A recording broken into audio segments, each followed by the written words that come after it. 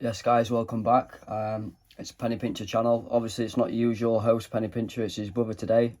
I'm holding down the fort. Obviously it's coin information. I'm your man for coins, so stick with me. We're just going to do a little bit of an update. First of all, you've seen that there's been some shorts that we're collection on.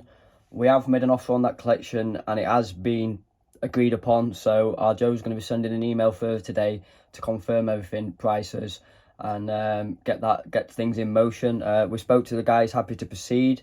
One of the coins that we did come to a little bit of agreement on, or we're unsure, were this gun money here. I'm going to do a full video and breakdown about this coin because it's an interesting coin.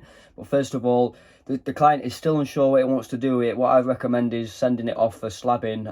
It might be a certain variety that I've noticed on it that might push the price up a little bit, but I recommend it just for verification because there is fakes of these about, so I'm pretty sure it's the real deal, the real McCoy. But I like to get it verified just to help out the price, verification and the resale market, just to give buyers confidence that it is the real deal. Nice coin, but I think the client is now deciding to maybe hold on to the piece, get it slabbed, and then when it comes back we'll sell it either on commission or split some of the profits. That might be the better way to go instead of a buyout piece. It gets a better price end result, but it's going to be 3 or 4 months maybe awaiting. But we'll see as that comes back to. We'll see what happens with that when it comes back and is replied. But for now, guys, I'm just going to do a little bit of information about this coin, a little bit of breakdown, because it's really fascinating and it's a good little chance for me to do a little bit of history, because I do like my history, as you know, guys. Well, I don't think everybody knows, but I do like my history, and I do watch a lot of documentaries and a lot of stuff. So I'm just going to give you a little bit of a breakdown. So this is the coin that we're talking about today. It's a Crown gun money, Irish issue. For James II, produced in 1690. So there's quite a lot of bit of history about it, because as you can see, look, we've got a coin here from 1690 that's got William of Orange and Queen Mary on. So if you didn't really know what was going off in that time, people were like, well, there's two different monarchs here, what's going off? I'm going to tell you exactly what we're going off now. So James II then, he was Catholic, he was son of Charles I, and he was born 24th of October 1633, and he died 16th September 1701. England at this time, it wasn't united with Scotland. We had the pre-union in they had the union in 1707 with Queen Anne, so that were a few years after he died. But the country in turmoil, there were a lot of things going off, and the main problems at this time was religion. There were other things going off politics-wise, but the main thing, what it boiled down to were politics and religion, mainly the king and parliament. But without doing too much history on it today, I'm just going to give a little bit of a backdrop. So James II, he was brother of Charles II, that's just passed away after this little point history that I'm going to be talking about.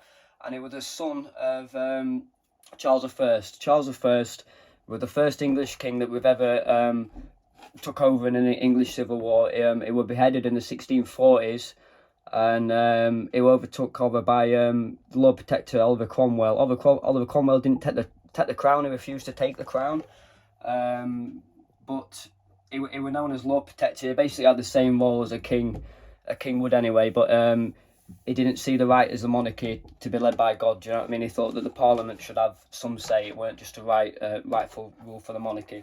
But anyway, let's fast forward a little bit. So Cromwell took over, and what I want to mention about Cromwell is this, where it becomes quite important, is that he was strict. He was a Puritan.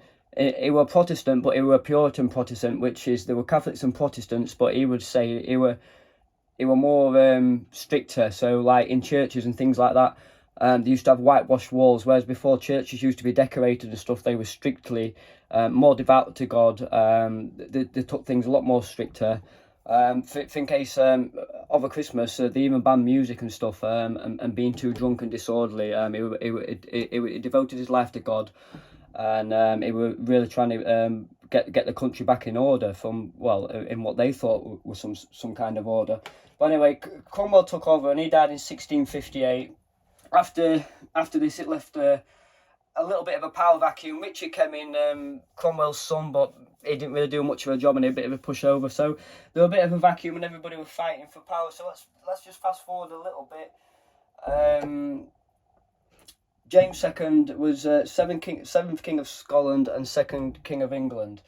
He was devout Catholic, and obviously we've been through a strict Puritanism and Protestant era, so majority of the country were Protestant, including Parliament, and this is where a lot of conflict became rife, you know, arguments between Parliament and the King. Basically, it all came to an head, and there were basically the Glorious Revolution with William and Mary.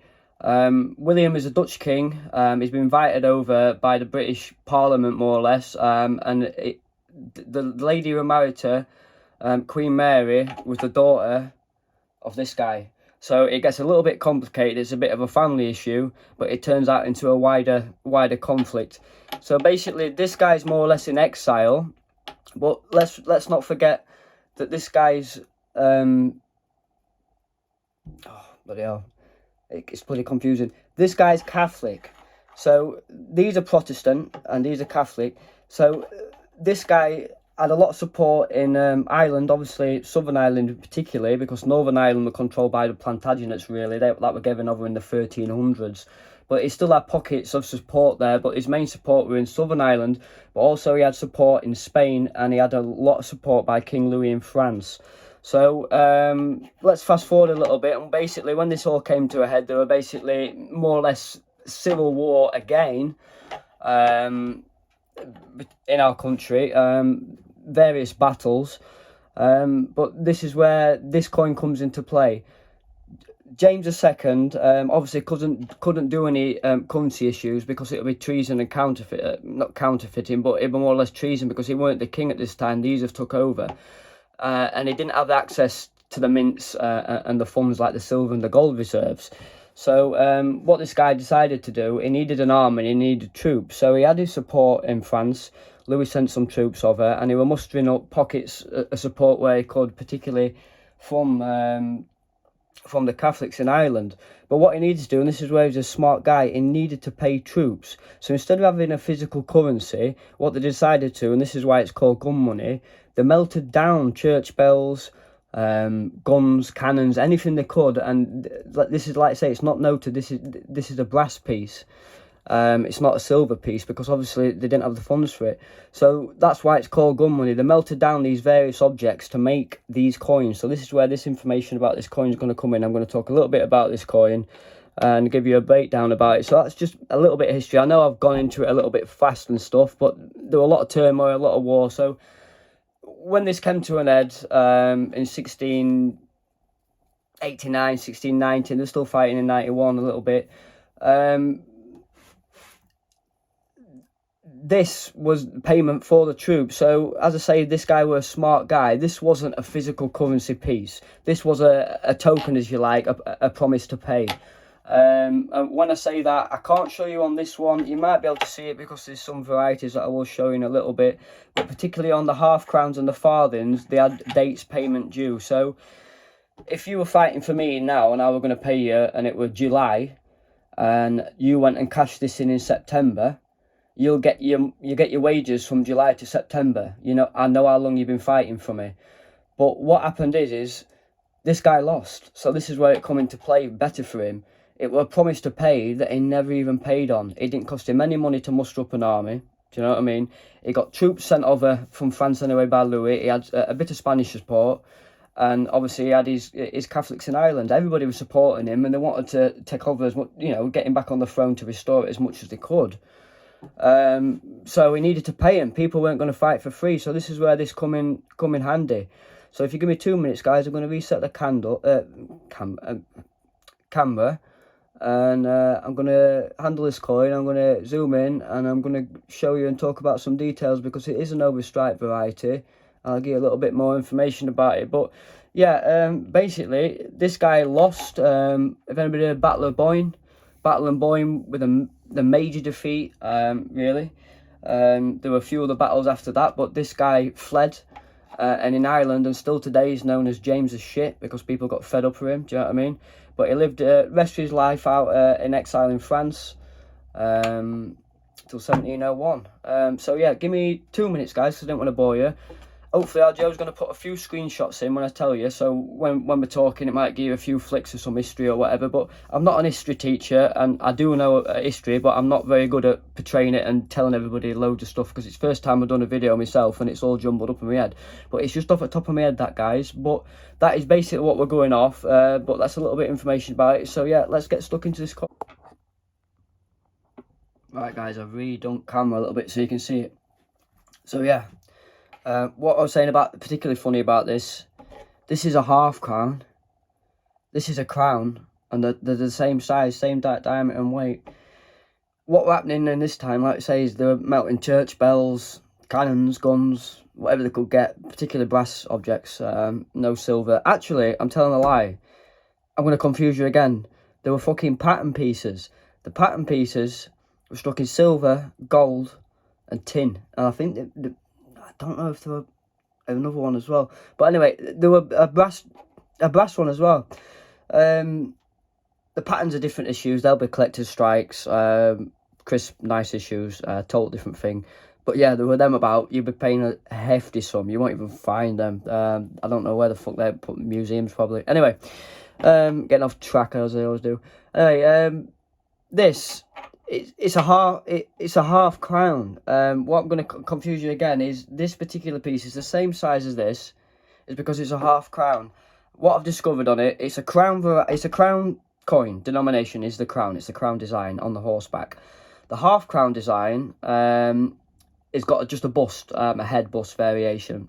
And if you can see, guys, now this top here, where the Del is, Del Gratia, as you can see some leaves. This is part of the laurels, the head. And if you look where the coin is, where it says there, here, Jacobus, this would be his name. On the crown they don't have this. This is an understrike. So basically what this would have been, that's the design there. Turn the die round.